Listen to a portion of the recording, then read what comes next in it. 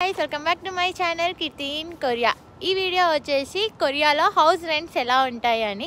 First of all మనం కొరియాకి రాగానే మనకి మినిమం టు మినిమం ఒక ఇల్లు కావాలి. సో ఆ ఇల్లులు ఎలా వెతకాలి, ఎంత ప్రైస్లో ఉంటాయి, ఎన్ని ఇయర్స్ కాంట్రాక్ట్ లెక్క తీసుకోవచ్చు అని మొత్తం ఈ వీడియోలో అయితే ఎక్స్ప్లెయిన్ చేస్తాను. నార్మల్గా కొరియాకి టూరిస్ట్ వీసా మీద వచ్చే వాళ్ళ కోసం కూడా సపరేట్ వీడియో చేస్తాను. ఇక్కడ హోటల్స్ ఎలా ఉంటాయి, ఎంత రేంజ్లో ఉంటాయి, ఎలా బుక్ చేయాలి అని చెప్పి దానికోసం కూడా నేను ఇంకో వీడియో చేస్తాను. ఈ వీడియో అయితే లాంగ్ టర్మ్ స్టే చేసే వాళ్ళకైతే యూస్ఫుల్ అవుతుంది. ఫస్ట్ ఆఫ్ ఆల్ మనకి కొరియాకి ఏ పర్పస్ మీద వస్తారు, మోస్ట్లీ జాబ్ పర్పస్ మీద వస్తారు అండ్ స్టడీస్ కోసం అయితే వస్తారు. సో స్టడీస్ కోసం వచ్చే వాళ్ళకైతే మోస్ట్లీ యూనివర్సిటీలో డార్మెంటరీస్ అయితే ఉంటాయి. సో వాళ్ళకి 1 year అలా ఉంటుంది. తర్వాత అయితే మళ్ళీ సపరేట్ రూమ్ అయితే వెతుక్కోవాల్సి వస్తుంది. సో వాళ్ళైతే మోస్ట్లీ యూనివర్సిటీకి దగ్గరలోనే వెతకాలి అనుకుంటారు కదా. ఇప్పుడు మనం యూనివర్సిటీ దగ్గరలోనే ఎలా ఉంటాయి రూమ్స్ కూడా వెతుకుదాం పదండి. సో మీకు వెనక అనిపిస్తుంది కదా, ఇదే యూనివర్సిటీ. సో యూనివర్సిటీ పక్కనే, సో ఇదైతే కాంపౌండ్ వాల్ పక్కనే ఇవన్నీ హౌజెస్కి రెంట్స్ ఇస్తూ ఉంటారు. సో ఈ ఏరియాలోనే వెతకాలి అనుకుంటారు కదా, ఎందుకంటే 8 o'clock వరకు కాలేజ్కి వెళ్ళిపోతూ ఉంటారు కదా. సో ఈజీగా ఉంటుంది కాబట్టి యాక్సెస్ కూడా. మోస్ట్లీ స్టూడెంట్స్ అయితే స్టూడియో రూమ్ అయితే కావాలి అనుకుంటారు. అది వచ్చేసి సింగిల్ రూము, దాంట్లోనే అన్ని ఫెసిలిటీస్ ఉంటాయి. దాని రెంట్ వచ్చేసి 15,000 నుంచి 20,000 వరకు ఉంటుంది మన ఇండియన్ కరెన్సీ.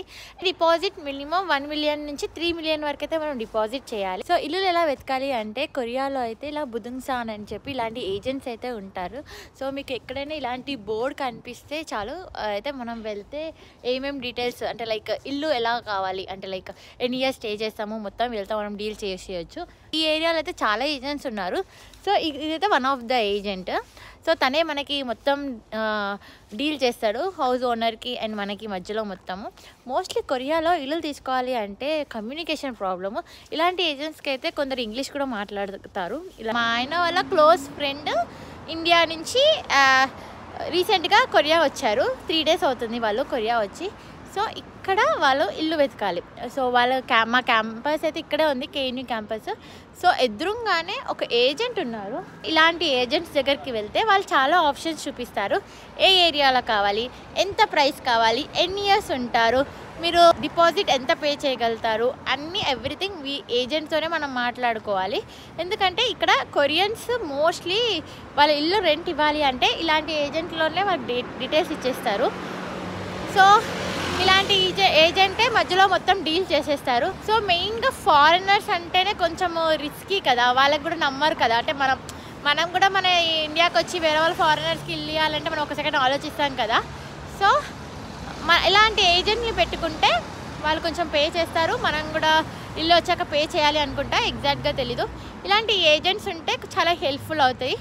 సో ప్రస్తుతం అయితే మేము ఎలాంటి ఇల్లు వెతుకుతున్నాము అంటే ఒక సింగిల్ బెడ్రూము, ఒక హాల్, ఒక కిచెన్ అయితే వెతుకుతున్నాము. ఎందుకంటే ఓన్లీ వాళ్ళ వైఫ్ అండ్ హస్బెండ్, ఒక చిన్న పాప ఉంది 5 years.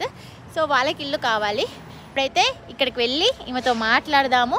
అసలు ఏంటి ఏమంటుంది అక్క విందాము, ఓకేనా. మెయిన్ ప్రాబ్లం వచ్చేసి కమ్యూనికేషన్. ఇక్కడ మెయిన్ కొరియన్స్కి ఇంగ్లీష్ రాదు, మాకు కొరియన్ రాదు. సో పపాగో ట్రాన్స్లేటర్ వాడి మన ఉన్న తెలివి అంతా వాడి ఇప్పుడు ఆ ఏజెంట్ని కన్విన్స్ చేసి మనం చెప్పేది తనకు అర్థమయ్యేలాగా, తను చెప్పేది మాకు అర్థమయ్యేలాగా మొత్తం గూగుల్ ట్రాన్స్లేటర్ అయితే యూస్ చేస్తున్నాము. ఏజెంట్కి అయితే కాల్ చేసాము, తను ఆన్ ది వే అంట, వస్తుందంట. తనే ఇగో మా ఏజెంట్ ఉరుక్కుంటూ వస్తుంది. తన ఆఫీస్ ఇది, తన కార్ అక్కడ పార్క్ చేసింది. మెల్లిగా అక్క హాయ్ అన్యాసయ్యా. తనే ఏజెంట్. ఇక్కడ కూర్చొని లోపల సోఫాలో కూర్చొని మనం డిస్కషన్ చేద్దాము.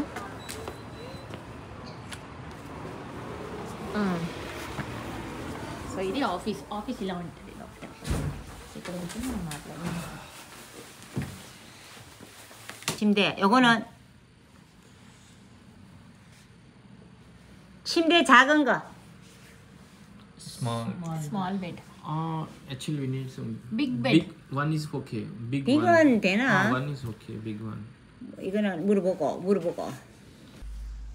Why don't you pay for electricity? Yes. Pay for. 어? 모델이 뭐라면 어? 오케이 그러면 Okay.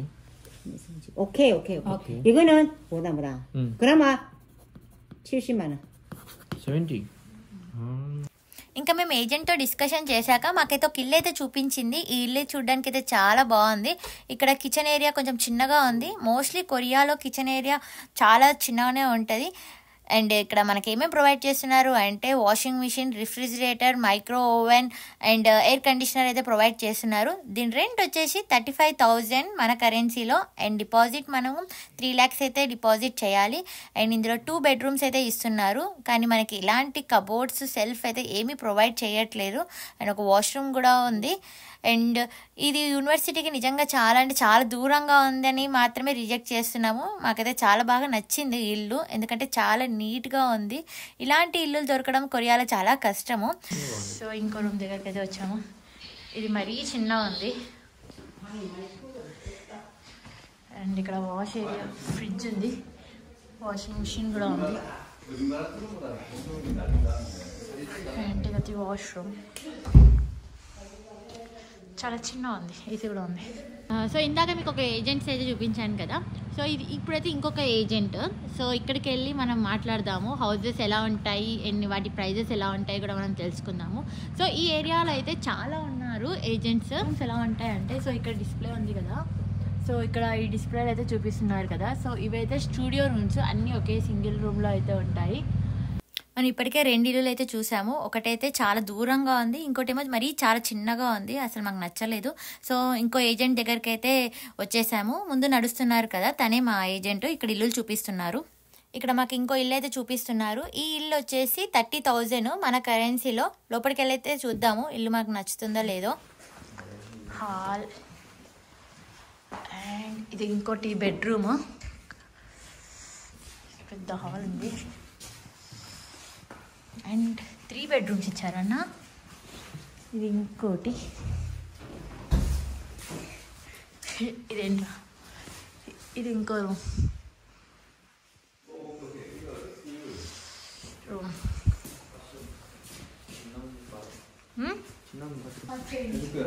ఏంటి వాష్రూమ్ ఒక్కటే చిన్నగా ఉంది, అన్నీ పెద్దగా ఉన్నాయి. అడిషనల్ వాష్రూమా? 2 washrooms? ఓ ఇక్కడ ఇంకో వాష్రూమ్ ఉంది. ఇల్లు అయితే నిజంగా చాలా విశాలంగా ఉంది అండ్ చాలా పాతగా కూడా ఉంది చూడ్డానికి. అండ్ మనకి కావాలంటే ఇక వాల్స్కి పేపర్ చేంజ్ చేసి ఇస్తా అన్నారు.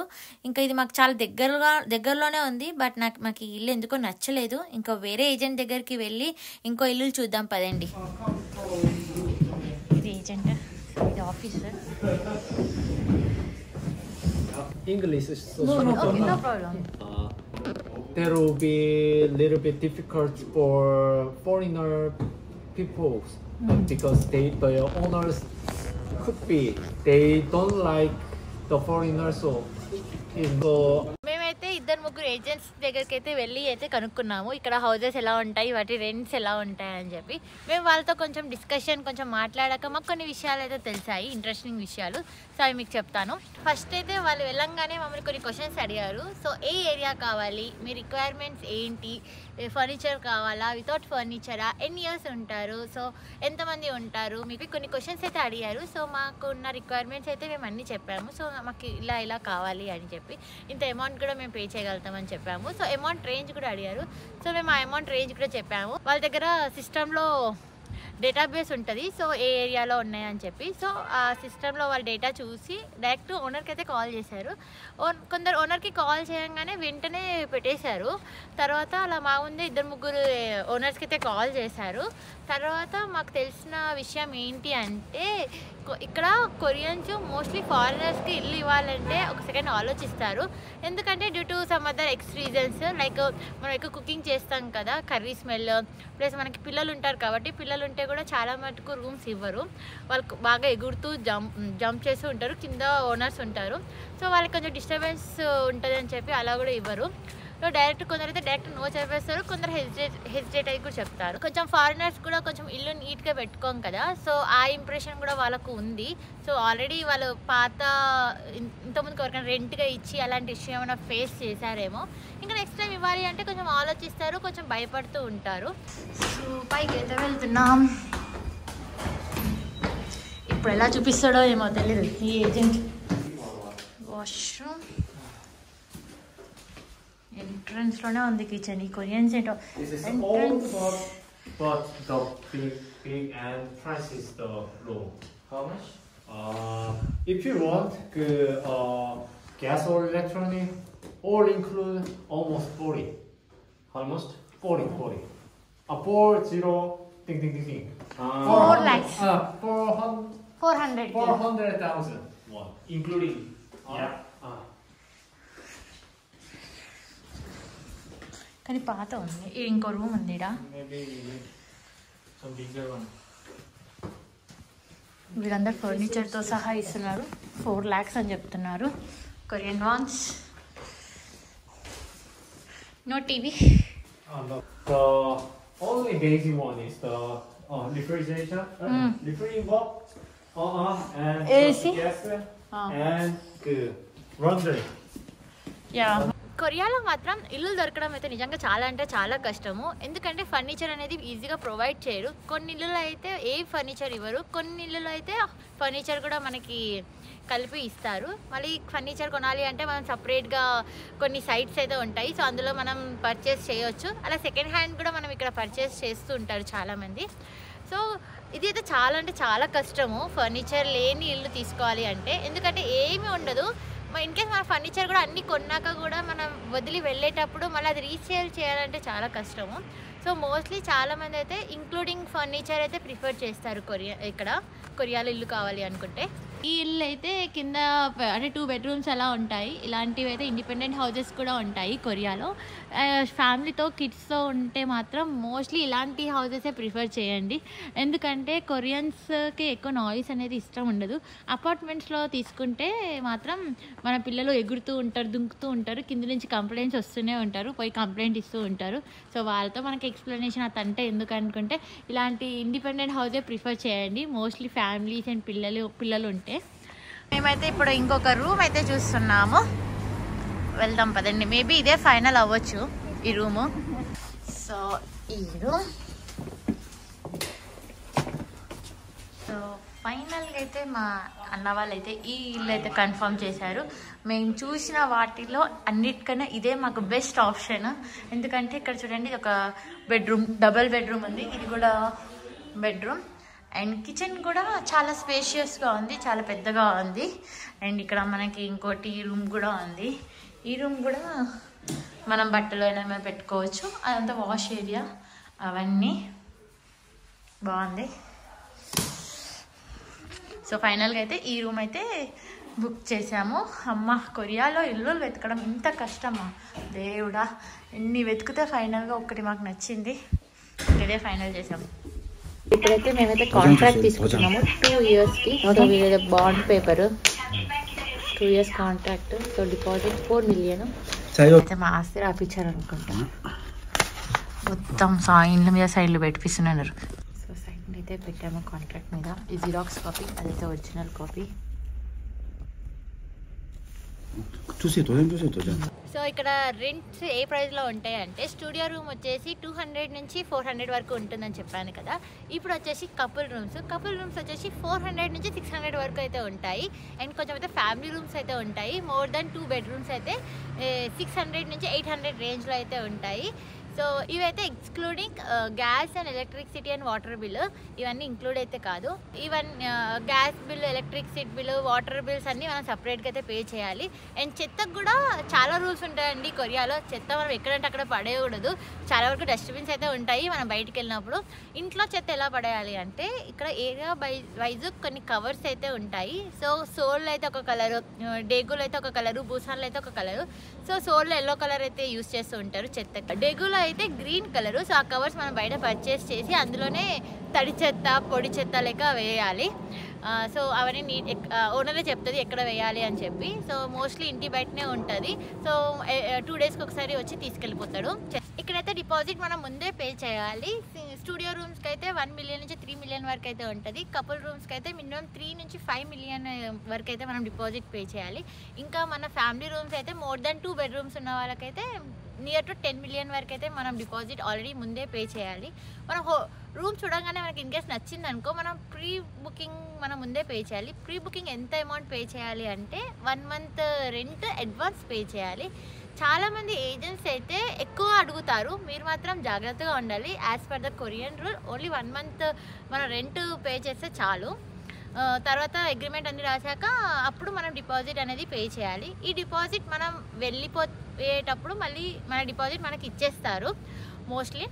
కొందరైతే మనము ఇన్ కేస్ హౌస్లో ఏమైనా డ్యామేజ్ చేసినా, ప్రాపర్టీ ఏమైనా డ్యామేజ్ చేసినా, వాల్స్ మీద పిల్లలు మన గీతలు ఏమైనా గీసినా కానీ మన డిపాజిట్ మనీ అయితే మన వెనక్కి రాదు. ఇది మాత్రం చాలా స్ట్రిక్ట్ అసలు రూలు. ఇక్కడైతే మీరు మాత్రం కాంట్రాక్ట్ ఎవ్రీ ఇయర్ తీసుకోండి. ఇలా ఒకటేసారి 2 years 3 years అయితే కాంట్రాక్ట్ అయితే తీసుకోకండి. ఎందుకంటే ఇన్ కేస్ మనం మధ్యలో బ్రేక్ చేసామంటే అసలు డిపాజిట్ మనీ వెనక్కి రాదు, మోస్ట్లీ రాదు. చాలా రిక్వెస్ట్ చేస్తే హాఫ్ అమౌంటే పే చేస్తారు, మొత్తం అమౌంట్ అయితే పే చేయరు.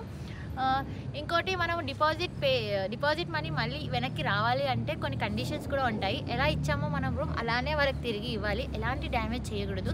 చిన్న డ్యామేజ్ చేసినా కానీ దాంట్లో మైనస్ చేస్తారు అమౌంట్.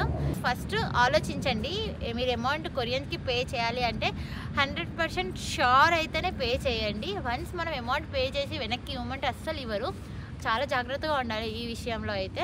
ఫైనల్గా అయితే మేము 1 week మొత్తం వెతికాక మేమైతే ఫైనలైజ్ చేసాము ఆ ఇల్లు అయితే. సో దాని రెంట్ వచ్చేసి 700K కొరియన్ వాన్స్, డిపాజిట్ వచ్చేసి 4 million. సో ఇంకా అగ్రిమెంట్స్ అవన్నీ మేము ఇంతకుముందుగా ఫిల్ చేసేసాము. ఇవన్నీ కొరియాలో డేగు సిటీలో ఉన్న ప్రైజెస్ ఇలా ఉంటాయి. అదే సోల్లో ఉండాలి అంటే చాలా ఎక్కువ ఉంటుంది, ఇంకొన్ని ఏరియాలో అయితే ఇంకా తక్కువ ఉంటాయి. సో ఈ వీడియో కనుక నచ్చితే please do like, share and subscribe to my channel. ఇంకేమైనా డౌట్స్ ఉంటే కూడా నా కమెంట్ సెక్షన్లో చెప్పండి. ఇలాంటి కొరియా వ్లాగ్స్ కోసం అయితే నా ఛానల్ అయితే సబ్స్క్రైబ్ చేయండి.